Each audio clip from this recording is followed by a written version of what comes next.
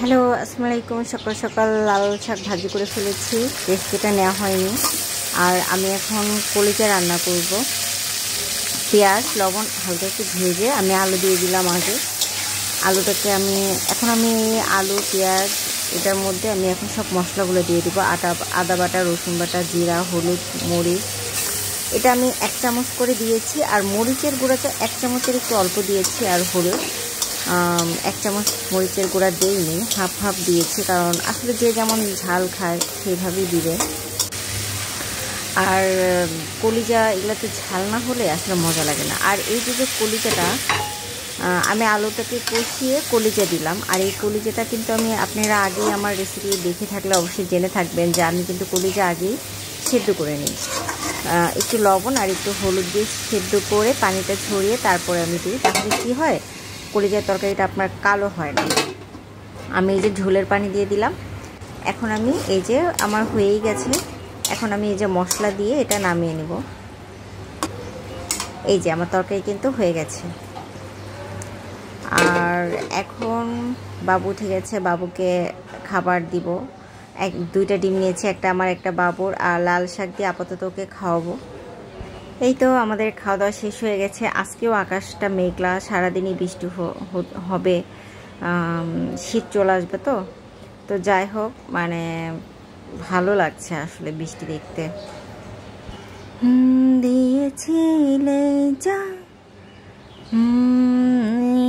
নিতে পারো, লেখা কবিতা, গাওয়া গান যত, ভেবে দেখো না পাবে না কেউ আমার মতো, মুছে দিও না শুধু হৃদয় ক্ষত, গাইব না আর কোনো গান তোমায় ছাড়া, লিখব না আমি আজ তুমিহীনা কবিতা। ছিলে না যখন আসনি তখনও এলে সেখানে, অজানা যা ছিল আমার মাঝে আজ আমি আলোকিত। নিজেকে আমি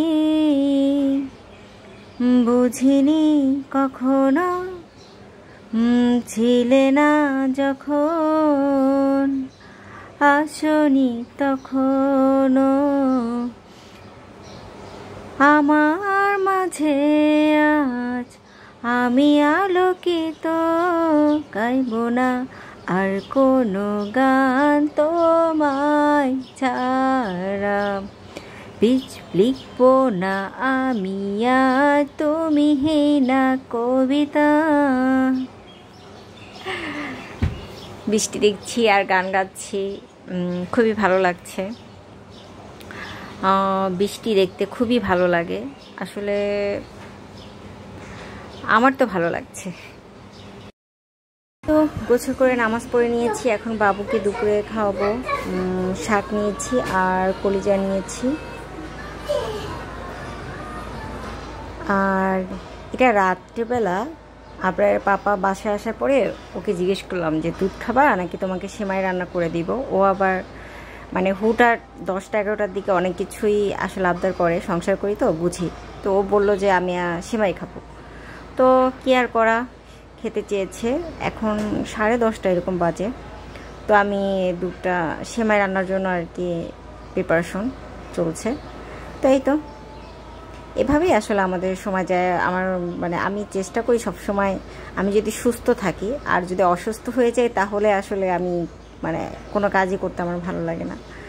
তো চেষ্টা করি সব সময় যখন যেটা বলে সেটা করে দেওয়ার, বা এটা আমার ভালো লাগা থেকে আমি করি, এটা কোনো অর্ডার না। আমার মনে হয় যে আচ্ছা করে ফেলে। আর আমারও খাওয়ার ইচ্ছা ছিল, তাই আমি ওকে জিজ্ঞেস করেছি। তো এই তো দুধটাকে ভালোভাবে আমি লবঙ্গ আর হচ্ছে এলাচ না কি বলা যায়, এগুলা দিয়ে এখন আর একটু লবণ দিয়েছি। আর চিনি দিয়েছি, সব কিছু দিয়ে আমি এটাকে ভালোভাবে জাল দিয়ে এখন আমি এই যে সেমাইটা দিয়ে দিয়েছি। আমার বাসায় লাচ্ছা সেমাইটা ছিল না, ও আবার লাচ্ছা সেমাই পছন্দ করে। তো আমি আমার মানে সেমাই রান্নাটা এমন ভালো লাগে যে দুধ থাকবে, মানে একদম দুধটাকে খেয়ে ফেলবে সেমাই, আমার এমন সেমাই ভালো লাগে না। তো আমি মাঝে পারতাম না, পরে আমার আম্মুর কাছে শিখে নিয়েছি কিভাবে করতে হয়। তো আস্তে আস্তে আমি আসলে সবই রান্না করা শিখে ফেলছি, এটাই হলো কথা। আমারই ভালো লাগে যখন আমার কোনো একটা রান্না খেতে আমার ভালো লাগে, কারণ রান্না ভালো না হলে কিন্তু নিজেও খাওয়া যায় না, তাই না? যখন আমি খেয়ে দেখি যে না রান্নাটা ভালো হয়েছে, তখন আমার মনটা খুশি হয়ে যায় যে না পারফেক্ট হয়েছে। আর আমি যদি খেতে পারি তাহলে এটা অন্য মানুষও খেতে পারবে।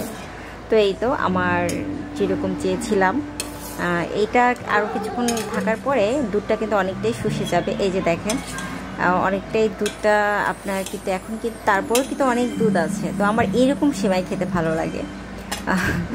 আর আমার আসলে মানে সহ্য হচ্ছে না, আমি একটু সেমাই খেয়ে দেখব আর কেমন হয়েছে। আর আবরের বাবা এখন ভাত খাবে, তারপরে ও খাবে। তো আগে আমি একটু খাই আর বাবুকে দেখি ও খায় কি না। তো আপনারা সবাই ভালো থাকবেন। আমার ভিডিওটা ভালো লেগে থাকলে অবশ্যই লাইক কমেন্ট শেয়ার করবেন এবং আমার এই চ্যানেলটাকে সাবস্ক্রাইব করে আমার পাশে থাকতে হবে। এবং আমার নতুন নতুন ভিডিওগুলো দেখতে হলে কিন্তু অবশ্যই সাবস্ক্রাইব করতে হবে। আপনারা সবাই ভালো থাকবেন। আল্লাহ হাফেজ।